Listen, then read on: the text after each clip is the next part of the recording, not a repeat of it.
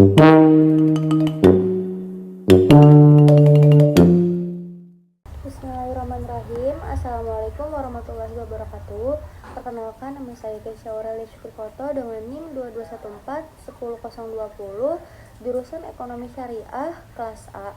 Jadi di sini saya akan mempresentasikan hasil jurnal saya, hasil artikel saya yang berjudul Pengaruh upah rata-rata per jam pekerja terhadap persentase penduduk miskin menurut Provinsi Indonesia pada tahun 2022. Jadi latar belakang dari penelitian ini adalah kemiskinan di Indonesia merupakan tantangan besar pada tahun 2022. Yang kedua yaitu upah rata-rata per jam sebagai faktor penting dalam mengurangi kemiskinan.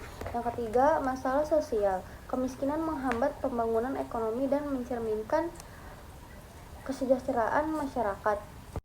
Yang keempat yaitu perbedaan tingkat upah berdampak signifikan pada kesejahteraan ekonomi masyarakat di tingkat provinsi. Yang terakhir yaitu penelitian merupakan mengisi kesenjangan pengetahuan terkait dampak kebijakan upah terhadap kemiskinan regional. Lanjut ke tujuan penelitian di sini ada 3, yaitu yang pertama mengkaji pengaruh upah rata-rata per jam terhadap persentase penduduk miskin di 34 provinsi di Indonesia.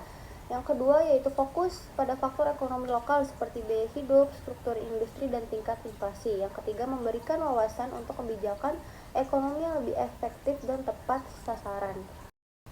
Baik, dilanjut ke selanjutnya yaitu ada metodologi penelitian. Yang pertama itu pendekatan, yang mana kuantitatif dengan analisis regresi linear berganda. Terus lanjut sumber data dari Badan Pusat Statistik atau BPS dan publikasi terkait lainnya. Variabel dependen presentasi penduduk miskin. Desain penelitian menganalisis data provinsi berdasarkan tahun 2022. Adapun variabel independennya upah rata-rata per jam pekerja.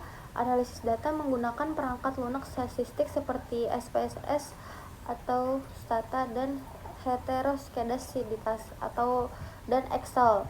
Dilanjut uji asumsi klasik meliputi uji normalitas, multikolinearitas. Dilanjut yaitu ada hasil penelitian. Hasil penelitian di sini terdapat yang pertama yaitu analisis regresi menunjukkan hasil uji statistik yang signifikan. Yang kedua ada uji normalitas, tingkat signifikansi menunjukkan data berdistribusi normal. Dan ada uji multikolinearitas, tidak ada masalah multikolinearitas yang serius. Lanjut ada data deskriptif yang mana informasi tentang upah rata-rata per jam dan persentase penduduk miskin di berbagai provinsi. Hubungannya menunjukkan bahwa peningkatan upah rata-rata per jam cenderung mengurangi persentase penduduk miskin. Dilanjut kepada uji asumsi klasik. Yang pertama yaitu uji heteroskedastisitas, yang mana scatter plot menunjukkan tidak ada pola tertentu, menandakan tidak ada heteroskedastisitas. Adapun uji Darwin-Watson mengukur autokorelasi dalam residual atau hasil analisis menunjukkan tidak ada autokorelasi. Keandalan data yang digunakan memenuhi syarat untuk analisis regresi. Dan pengujian hipotesisnya melibatkan uji F dan uji T untuk masing-masing variabel independen. Yang terakhir yaitu ada kesimpulan, hubungan signifikan. Terdapat hubungan signifikan antara upah rata-rata per jam pekerja dan persentase penduduk miskin. Lalu ada pengaruh positif yaitu peningkatan upah rata-rata pekerja per jam secara signifikan menurunkan tingkat kemiskinan. Adapun implikasi kebijakan upah yang mempertimbangkan faktor ekonomi lokal penting untuk mengurangi kemiskinan.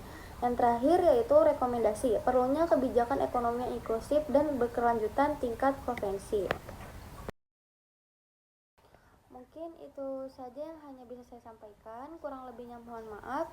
Wabillahi taufiq wal hidayah. Wassalamualaikum warahmatullahi wabarakatuh.